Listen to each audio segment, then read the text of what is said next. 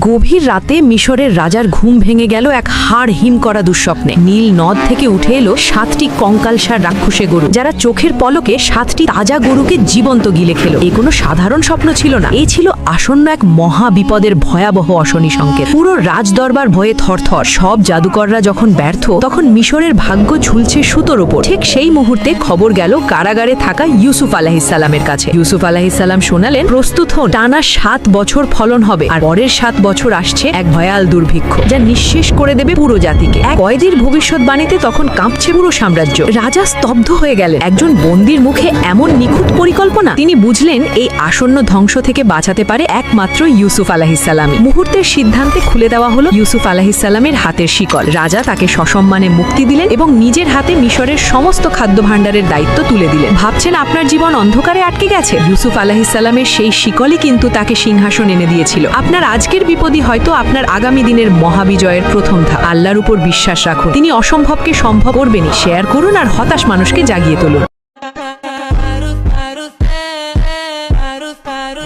La vida es un carrusel.